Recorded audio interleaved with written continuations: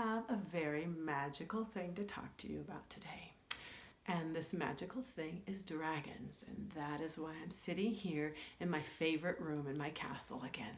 So I want to introduce you to one of my dragons.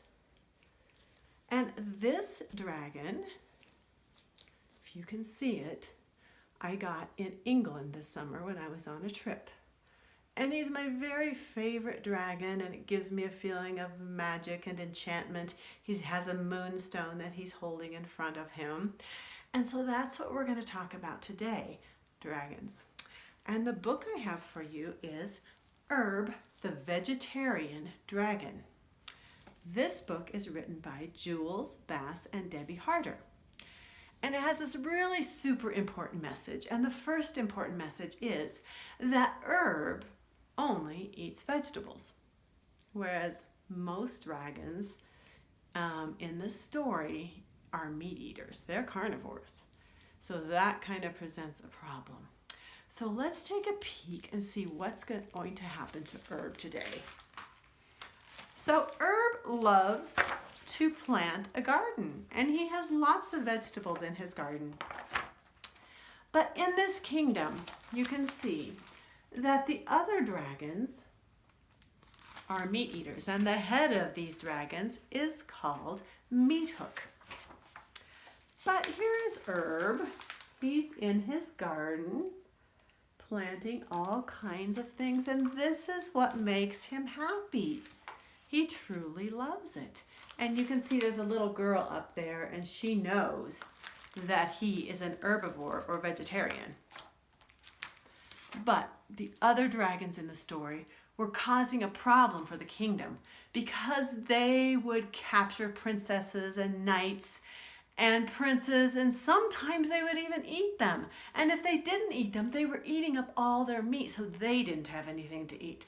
So the knights of the castle got together and they said, this has got to stop. We have to capture all of those dragons that are eating our meat. Okay, so the dragons heard about this, and they got together in their cave.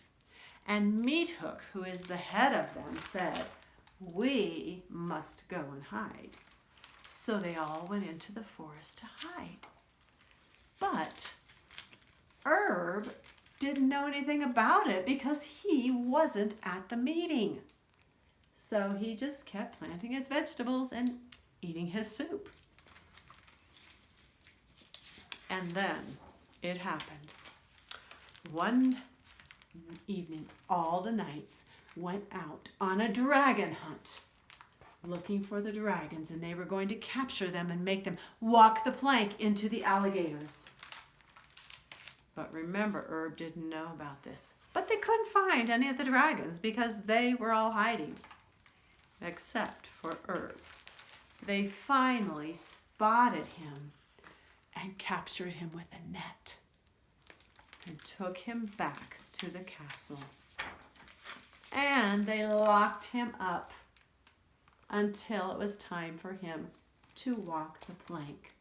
But while he was in there, Meathook came up to his window and said, hey, if you eat this piece of meat, we'll rescue you. And Herb said, but why do you want me to change? I'm okay with you eating meat. Why can't you be okay with me eating just vegetables? So he didn't get rescued.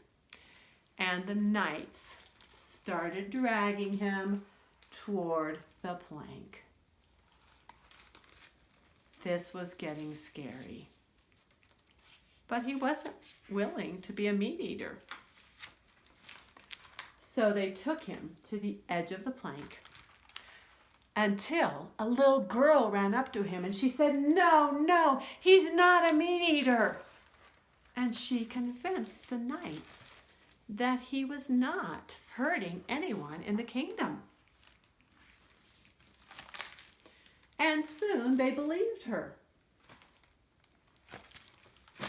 Then, all of a sudden, Meathook, who had been hiding up in the trees, came falling down with a crash. And there he was. And then the knights started tying him up. But then the knight said, okay, wait a minute. If you promise to not capture anyone in our kingdom or hurt anyone, we'll let you go. So the dragons all got together and had a talk. And they decided that that would probably work, that would be okay. So in the end, the meat-eating dragons stopped harassing, capturing, and hurting the members of the kingdom. And they became friends with Herb. In fact, Herb would even offer to help people plant a garden. So in the end, there was a really important message here. Herb remained true to himself. He didn't change just because other people wanted him to. He did what truly made him happy. And the meat eaters, the carnivores, and the herbivores or vegetarians became friends, and they learned that you can live in peace even with people you're different from. So please remember that anytime you're with somebody or somebody is with you and you feel like you might be different than they are, that it's okay, that you need to just accept them as they are, and you can live in peace with them as well. All right, bye. See you later.